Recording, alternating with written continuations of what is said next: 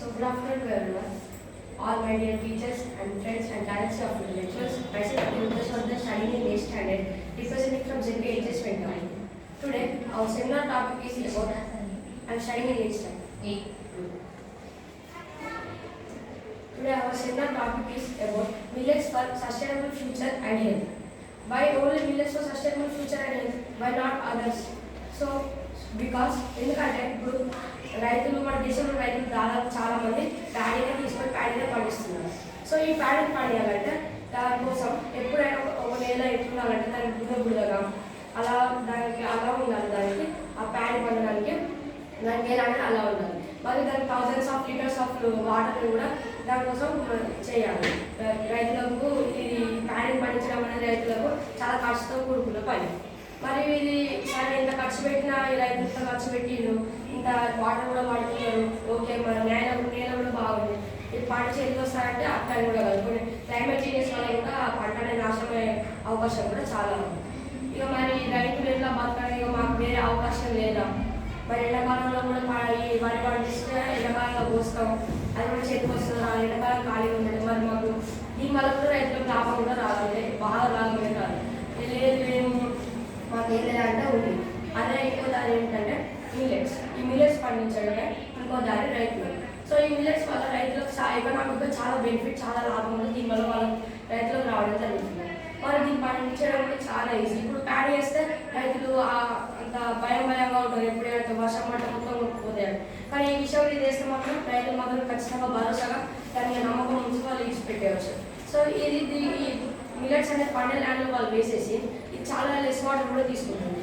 మరియు ఇది ప్యాడీ అనేది మనకు 4 monthsలో చేతికి వస్తాయి. ఇది మనకు చాలా ఎర్లీగా 2 monthsలో లోపే మనకు పంట చేతికి రావడం జరుగుతుంది. మరి దీని డిమాండ్ కూడా మన కంట్రీలో చాలా బాగుంది కాబట్టి ఇది వేయడం వల్ల రైతులకు ఎకనామిక్గా చాలా బెనిఫిట్. దాని పరంగా కూడా ఇది ఎలా బెనిఫిట్ అంటే లెస్ వాటర్ తీసుకునేది, న్యాచురల్ రిసోర్సెస్ చాలా మిగిలిపోతుంది.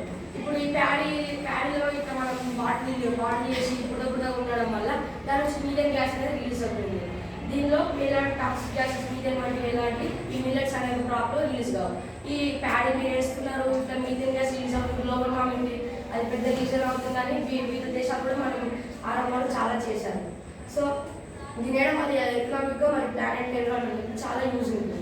సో మరి దీనిలో ఇట్లా లాభకరమైన ఈ మిల్లెట్స్ వల్ల యూజ్, మరి ఆరోగ్యానికి, పిల్లల ఆరోగ్యానికి, భవిష్యత్తుకి ఇట్లా ఏం యూజ్ లేదంటే ఉంది. సో ఇది మిల్లెట్స్ అనేది చాలా ప్రోటీన్స్ చాలా రిచ్గా ఉంటాయి. హై ప్రోటీన్స్, కాల్షియం, ఫైబర్ వంటి ఎన్నో ఈ మిల్లెట్స్లో ఉండడం జరుగుతుంది. ఇది మరి గ్లూటెన్ ఫ్రీ అనే ఎలర్జీ చాలా మందికి ఉంటుంది. ఆ ఎలర్జీ వల్ల ఏం చేయలేకపోతున్నారు. సో దానికి ఇంకో రీజన్ ఉందంటే ఈ గ్లూటెన్ ఫ్రీ అనే మిల్లెట్స్ వాళ్ళు తీసుకోవచ్చు. దానివల్ల ఎలాంటి ఎలర్జీ అంటే ఏముండదు.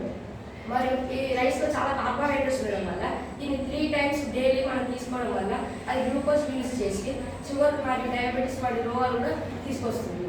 అదే మిల్లెట్స్ అయితే మనం ఎంత తిన్నా కానీ అది మన బాడీకి సరిపోయే ప్రోటీన్స్ అండ్ కాల్షియమ్స్ ఇది అందజేయడం జరుగుతుంది.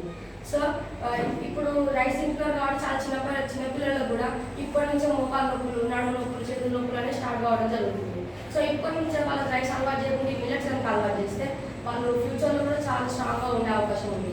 ఇక ఎంత చెప్పినా అయినప్పుడు ఇదే ప్యాడీలకు పండిస్తే మాత్రం మన ఫ్యూచర్లో న్యాచురల్ రిసోర్స్ అయిన వాటర్ మనకు మిగలకపోవచ్చు. ఇప్పుడు గ్లోబల్ వార్మింగ్ చాలా ఎక్కువ అయ్యి మనకు ఎన్నో ప్రాబ్లమ్స్ వచ్చే అవకాశం కూడా ఉంది. ఇప్పటికైనా మరి ఈ మిల్లెట్స్ కనుక వేసుకుంటే దేశంలో ప్రతి ఒక్కరికి లాభమే, మరి హెల్త్ పరంగా కూడా అది చాలా యూస్ఫుల్గా ఉంటుంది. అందుకే ఈ millets millets for sustainable future అని హెల్త్ అని అందుకే అన్నారు. సో ఇప్పుడు ఈ రైస్ అనేది మనం అస్సలకే తినకుండా ఇచ్చిపెట్టాలని కూడా కాదు, మొత్తానికి అది మొత్తం దీని మీద డిపెండ్ కాకుండా కొంచెం ఈ ప్రోటీన్స్, కాల్షియం, ఫైబర్ తీసుకొని దాన్ని కూడా తీసుకోవాలి. ఈ రైస్ కూడా మనం ఎందుకు తీసుకోవాలంటే దీంట్లో గ్లూకోజ్ ఉండదు, అంతా బాగా కార్బోహైడ్రేట్స్ దీంట్లో ఉంటాయి కాబట్టి ఈ గ్లూకోజ్ మనం తీసుకొని దీంట్లో ఉన్న గ్లూకోజ్ వాటర్ తీసుకొని మిగతా ప్రోటీన్స్, ఫైబర్ మనం తీసుకుంటే బలబద్ధకం వీటి దేని నుంచి కూడా మనం తప్పించుకొని ఆరోగ్యంగా ఉండొచ్చు.